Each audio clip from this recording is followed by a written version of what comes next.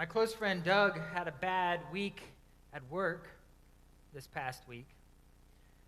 Apparently what happened is that he read a book, I guess. Now, I told him he should have known better than to do that. And why I say that is because the book he read was one of those how to succeed in the workplace type books. You know the books I'm talking about. You see, Doug lives and he works in Charlotte, North Carolina, and he's been somewhat stuck in his job for a while now. I mean, he wants to move up, he wants to do more, he wants to have some kind of a breakthrough, but it just hasn't happened for him. And so, desperate, he read this book, looking for some ideas and some motivation. And from what he told me, the gist of the book was that to succeed and to progress in the workplace, you have to be aggressive. Right? You have to make strong and loud statements to show others that you mean business. You have to stake out your own positions with authority and attack the ones that other people take so that you can set yourself apart. You have to throw a few elbows to get to where you want to be in life. Now, I don't know if this is good advice for someone in Doug's line of work. I mean, I know it's not good advice for someone in my line of work, obviously. But it doesn't really matter, really, because it isn't good advice for Doug.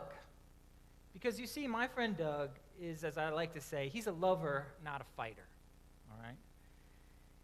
And what I mean by that is that there isn't a mean or aggressive bone in his body. I mean, we've been friends for over 20 years, and in all that time, I have honestly never seen him angry or mean or rude. He's just a sweetheart, an absolute sweetheart of a guy, and he's always kind and understanding and easygoing, which Andrea tells me is probably why he's been able to stay my friend for 20 years, all this time. And so when he followed the book's advice and he tried out this new approach at work this past week, well, you can imagine how that went for him, right? Yeah, not too well. He said he had a few business cards for psychologists left anonymously on his desk by the end of the week. And of course it didn't work. I mean, it didn't work because it wasn't authentic. It wasn't Doug. It wasn't him. It wasn't who he was. It isn't what he is. And yet that's usually what happens, right? When we try to be someone or something that we just aren't. And maybe when we do that, we can pull it off for a while, but eventually the effort it takes to do that exhausts us. It burns us out, or it just looks weird and makes no sense. So then why do we do it? And let's be honest, we all do it. Well, we do it for a lot of reasons. We do it because we want to fit in. We do it because we want to be accepted. We do it because we want to be looked at in a certain way. We do it to make a statement. We do it to get ahead. We do it because we're pleasers. We do it because of ego. I know that last one, ego, has gotten me before. A few years back, I was being good-naturedly teased by some recently graduated 22-year-old soccer players. That they were teasing me that I was too old and not good enough to play soccer with them. Now, I too played soccer in college, kind of. Granted, it was 20 years ago on a team that wasn't very good, but still. But really, if I'm being honest, what I didn't like is I didn't like the thought that they thought I was too old and not good enough to play with them. So I didn't want to show any weakness, and so, I pretended to be something I wasn't, a soccer player, and that I had all the confidence in the world, and I agreed to play. The problem was that despite what I tried to convince them and myself of, despite my pretending to be something I wasn't, the truth was I was too old, right, and not good enough to play with soccer with them. And let's just say it became obvious pretty quickly when I got out there. And just to add injury to insult, I mean, literally, I managed to tear my ACL in that game as well. Ugh. Ego, right? It's strange, though, how we will go to such lengths to try and be something or be someone that we just aren't. But we're under a lot of pressure to do it, and a lot of that pressure comes externally from other people, but a lot of it comes internally from ourselves, too. And this feeling that we need to be something different or something else than we already are, it seeps out into all of the different areas of our lives. I mean, even in our faith lives. And even in our faith lives where we often feel like we need to be somebody else. We need to be a better Christian. We need to be a more faithful follower. We need to be someone else entirely besides the person that we are, with the gifts we have and what we do. And I see that struggle playing itself out so often in people's lives. Which is why when I read the gospel story for this week, what jumped out to me as good news, and what I mean by that is the kind of news that we all need to hear in our lives, what jumped out to me as good news is that Jesus comes to us, he accepts us where we are and as we are, and whatever we're going through in our lives, and he calls us from that place to a life of discipleship with him. I don't know about for you, but for me, that's just a huge relief to hear.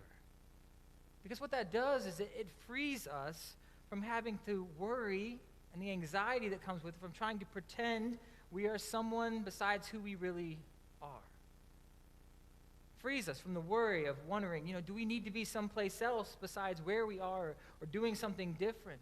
When I look at that story that Mary read in the gospel text, what strikes me as I think about Jesus calling Simon and Andrew and James and John into this life of discipleship is how familiar and close to home his call to them actually was. Jesus didn't invite them to abandon who they were, to try to become something totally different. He invited them to really be their most authentic, God-given selves. He invited them to live into the fullness of the image of God that they were born with. And what I mean is that Jesus' invitation to those first disciples, it was very specific. It was very particular. It was rooted in the language and the culture and the vocation that they already knew best.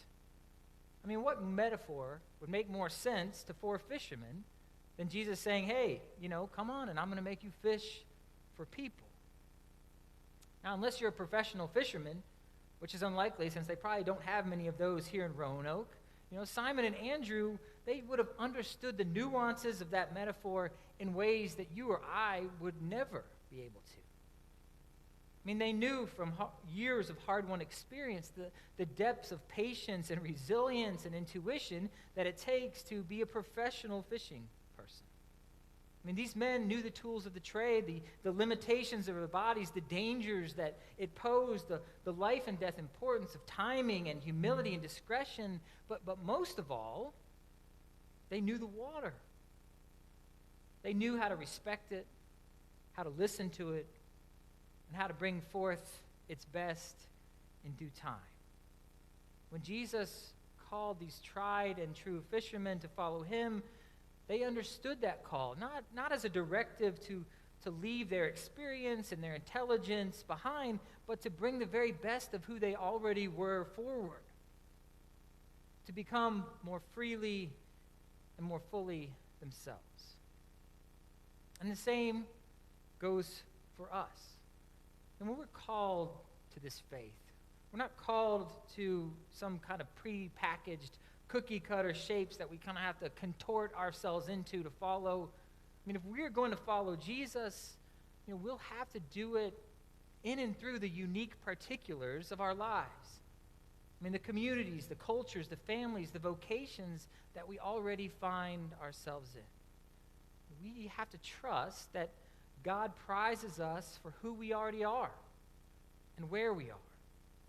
Trust that God prizes our intellects, our memories, our backgrounds, our educations, our skills, and that he will take those and he will multiply and shape and bring to fruition everything we offer up to him, all the stuff from our daily lives. You see, what we are becomes what he uses, whatever job or role that might mean for you.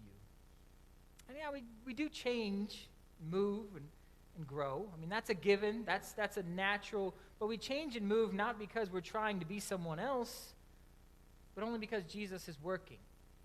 always working on us, in us, through us. In fact, one of my favorite things Jesus says in this story is he says, I will make you. I will make you, he tells the fisherman. Meaning I'm going to take you and I'm going to cultivate and deepen and magnify and purify and protect and perfect the people that God created you to be so that they, and yes, us too, can be our better selves. And I don't mean to suggest with all of this that discipleship, it won't require sacrifice or change or risk on our part. I mean, of course it will. We know that.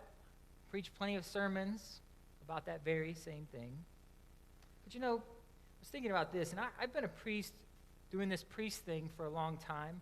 I'm on like my 10th pair of bland, boring black shoes. That tells you how long I've been a priest. And the more and more, I am convinced that, God is much gentler on us than we are on ourselves. When Jesus promises to make us, it's a commitment to us to nurture us. It's not a threat to pull us from all we know and all we love. It's a promise that's rooted in gentleness and respect, not coercion. And most importantly, and I want you to remember this, it's a promise from God to us, not from us to God. The author, Barbara Brown Taylor, she writes about this gospel story, and she calls it actually a miracle story. And it is. And Jesus calls these 4 fishermen, and immediately they follow. Right? No hesitation, no questions asked. Now, is this because they, are men of superhuman courage and prophetic foreknowledge? No, of course not. I mean, these are the same guys. We know these guys. We're the same guys who later in the Gospels, they doubt and they deny and they abandon Jesus. They're as fallible and as ordinary as the rest of us are. And yeah, left to their own devices, they don't get very far. Now, they immediately follow Jesus because Jesus makes it possible for them to do so. Taylor writes this. She writes, "This is not a story about us." She writes, "It's a story about God and about God's ability not only to call us, but also to create us as people who are able to follow. Able to follow because we cannot take our eyes off the one who calls us, because he interests us more than anything else in our lives, because he seems to know what we hunger for, and because he seems to be food." I love that this story, we've heard it so many times, it's a story about a promise to us from God, a promise to us to take us as we are, to make us into that which we want so badly to be. And again, so all that anxiety and that worry and that ego, all of those things that trick us into thinking we need to be someone else or something else or somewhere else than what we already are, well, I think when we see it in this way, we realize how foolish and even unnecessary that really is. God knows who we are. God knows what we do and what we're capable of. He takes us as we are with the gifts we have, and he takes us where we are with the lives and the jobs and the roles and that are part of who we are, and he makes us. He makes us into the kind of faithful followers that aren't afraid to live their lives in him and for him. Simon and Andrew, James and John, and they immediately left their nets and followed Jesus. And in time, they made the gospel their own. They shared its power through the details of their own lives and their own stories. And so the question then for us is, what will we do? What will the gospel according to you be? What is your good news, and how will you share it in your own particular time and place and role and job with who you already are? Well, whatever it might be, just remember the promise. Follow me, and I will make you. Jesus is trustworthy. He will.